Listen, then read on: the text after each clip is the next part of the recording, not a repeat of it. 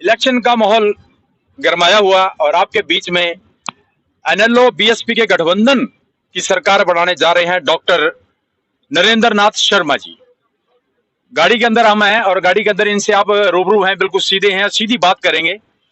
और नमस्कार डॉक्टर साहब। नमस्कार जी। सर, हमारे चैनल में आप बिल्कुल लाइव हैं और आप देख रहे हैं कि जींद के हालातों को देखते हुए शायद आपने दामन थाम लिया, बीएसपी एनएलओ का दामन थाम लिया।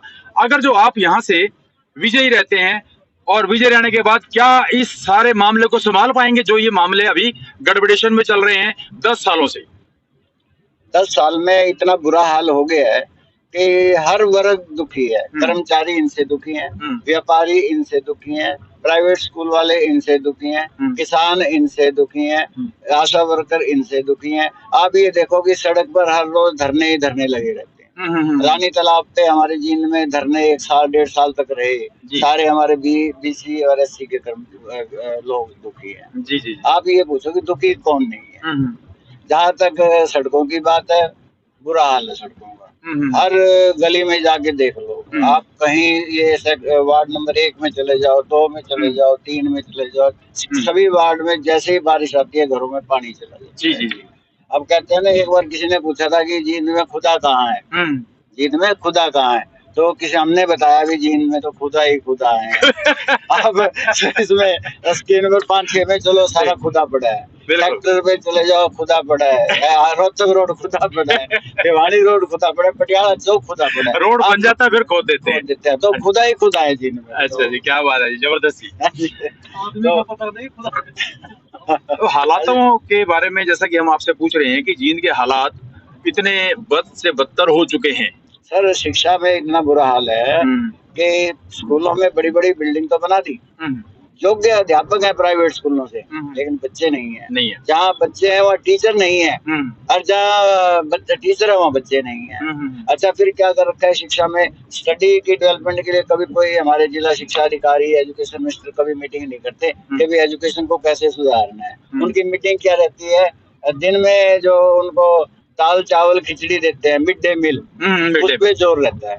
बस वो जो टीचर साइंस मैथ के पढ़ाने वाले हैं उनको मिड डे मील के इंचार्ज बना देते हैं, तो वो उसमें चावल दाल उसमें खरीदने में लगे रहते हैं और उसी में उनकी इंक्वायरी होती रहती है भाई आज यहाँ का घटिया माल दे दिया, घटिया चावल आ गए, घटिया जो आ गए। स्टडी नाम का व्यवस्था खत्म कर दी। और हम शिक्षा में अब भूतपूर्व विकास करेंगे, हर बच्चे को फ्री शिक्षा होगी और प्राइवेट स्कूल में भी हम फ्री शिक्षा देंगे और जो भी उनका फीस का खर्चा है वो हम गवर्नमेंट की तरफ से देंगे, ऐसी व्यवस्था करेंगे। स्वास्थ्य का बुरा हाल है, इतने बड़े हॉस्पिटल्स बने हुए हैं, 60-70 के लगभग डॉक्टर सैंक्शन पोस्ट हैं। यहाँ पे डॉक्टर सारे 19-20 होंगे, है ना, और वो भी अपने अपनी ड्यूटी पे ऑफिशियल वर्क में लगे रहते हैं। ओपीडी 500 के लगभग ओपीडी जाती है, 400-500 की, डॉक्टर नहीं मिलते। इतना बुरा हाल है। सर, इतना बुरा हाल है, किस वजह से बुरा हाल है कि जबकि विधायक हैं जींद के? मैनेजमेंट अभी। अच्छा, साथ में एम्प्लॉयमेंट। अब जींद के लोग, हरियाणा के लोग प्लॉट बेच के, मकान बेच के, खेत बेच के विदेशों में जा रहे हैं। कोई नंबर 1 में जा रहे हैं, कोई नंबर 2 में जा रहे हैं,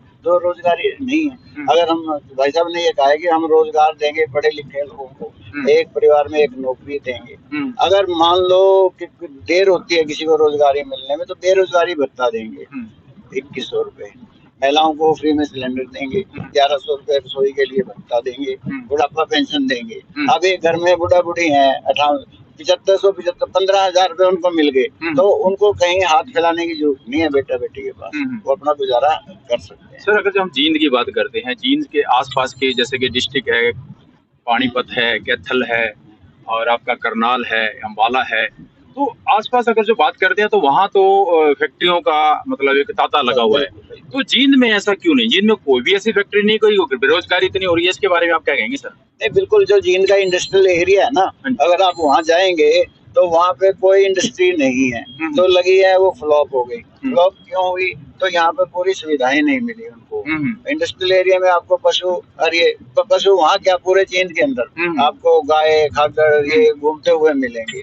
और इतना बुरा हाल है कि सड़क पे अगर शाम को आप निकलोगे, आपको 1 किलोमीटर के अंदर अंदर लगभग 400-500 गाय बैठे हुए मिलेंगे और डेली प्रतिदिन ये घटनाएं सुनने को मिलती हैं। आज स्कूटर पे ये घायल हो गया, आज मोटरसाइकिल पे, लाइट के उसमें वो दिखते ही नहीं है। तो अच्छा फिर आपका एक गौशालाएं कई हैं हमारे पास, गवर्नमेंट उनको पैसा देती है, गौशाला को देती है, लोग चंदा देते हैं, लोगों की देखभाल नहीं है, कोई पूछने वाला नहीं है। तो आप ये देखिए कि रात को गाय कहाँ से आ जाती हैं सड़कों पर। सही सही अब गौशाला में पकड़ के गायों को लेके जाते हैं, लेकिन वो रात को गौ कहाँ से आती है। सर एक बात और पूछना चाहेंगे, जैसे कि बंदर हैं, अभी भीड़ के अंदर बंदर काफी हैं मगर यहाँ उससे ज्यादा है, तो इसका भी इंतजाम अगर जो आप इस आपकी से बाहर सत्ता में आ जाते हैं तो क्या इनके बारे में आप सोचेंगे क्या? नहीं, हमारे जींद में बहुत बड़ा भीड़ है, वहाँ व्यवस्था हो सकती है। अब बंदरों का इतना भयंकर वो रहा हुआ है कि लोगों को काटते हैं वो, महिलाओं को, बच्चों को सुरक्षित नहीं है, पैदल नहीं निकल सकते, और काटने के बाद फिर वो हॉस्पिटल में उनके टीके लगते हैं, पेट में लगते हैं और लगते हैं, तो बड़ी जान जोखिम में रहती है। तो एक तो बल्कि ऐसा उदाहरण दो, 3 मंजिल से एक बिटिया सुबह टंकी देखने की, पानी की भर गई है, उसमें टंकी में बंदर नहा रहे थे, जैसे ही वो बंदर उसकी तरफ आए उसका हाथ छूट गया और 3 मंजिल से नीचे गिर गया। तो ये बंदरों का बुरा हाल है, इसकी व्यवस्था नहीं हो पा रही, हम करेंगे। अच्छा जी, चलो आप अगर जो इस सत्ता में रहते हैं, ये है हमारे बीच में डॉक्टर नरेंद्र नाथ शर्मा, जो कि बीएसपी नल्लो का दामन इन्होंने थाम लिया है।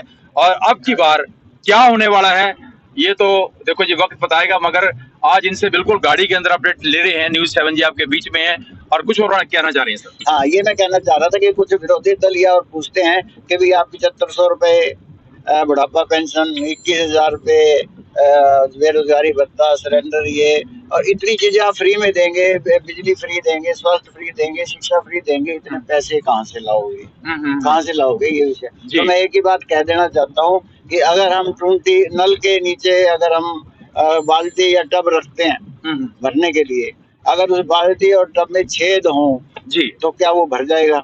आप बताइए, भर जाएगा? नहीं भरेगा। तो वो जो छेद है ना, हमारे अभी भाई साहब जी, अभी चौटाला जी जो भावी मुख्यमंत्री और बनने जा रहे हैं, उनको सब छेद का पता है। अच्छा जी। पहले हम उन छेदों को बंद करेंगे। छेद बंद करेंगे आप? जब वो छेद बंद करेंगे, जो लुटेरे हैं, चोर हैं, ये हैं, जब उनको पकड़ लेंगे, वो पैसा फिर जाएगा कहाँ? रहेगा तो सरकार के खजाने में ना, उसका हम उपयोग करेंगे। और बिजली की, जहाँ तक बिजली फ्री देंगे, तो सोलर सिस्टम हम घर घर में लगाएंगे। 25% तो गवर्नमेंट देती है, स्टेट गवर्नमेंट, उसका खर्चा 75% सेंट्रल गवर्नमेंट देती है।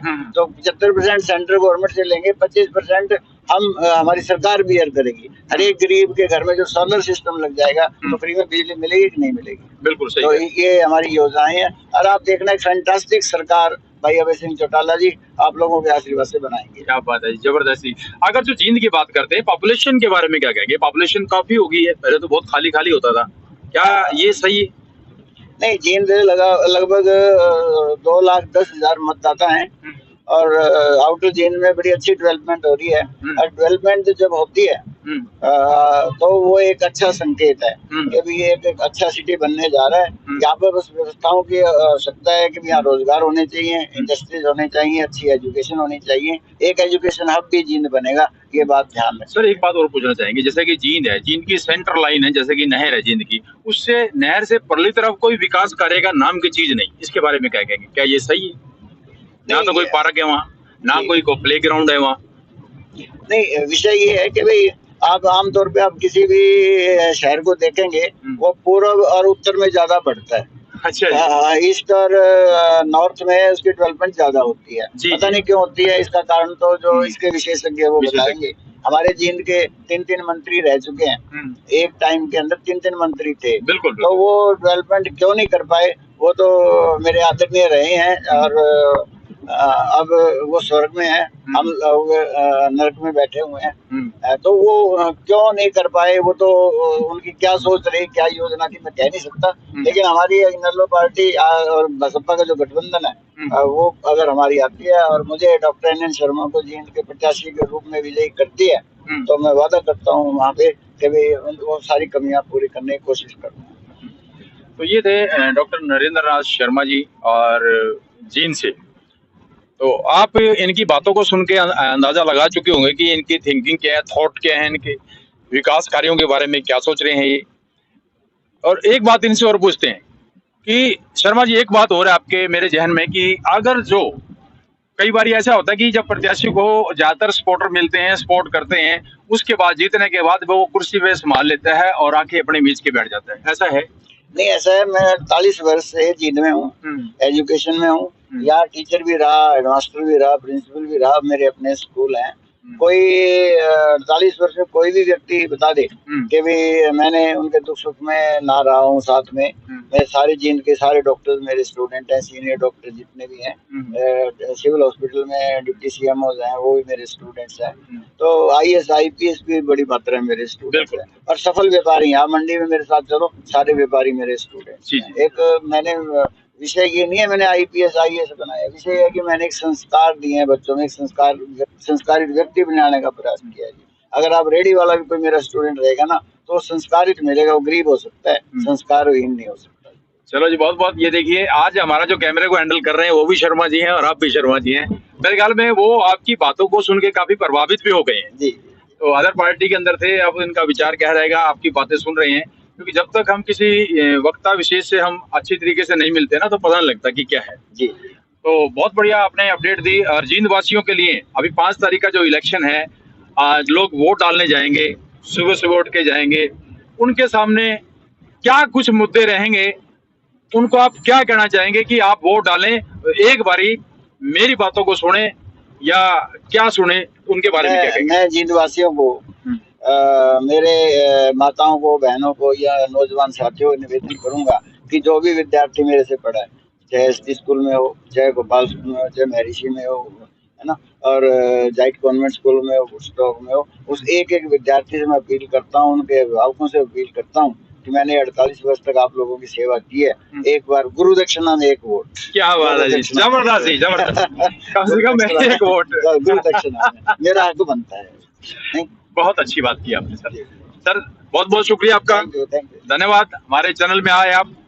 Thank you sir.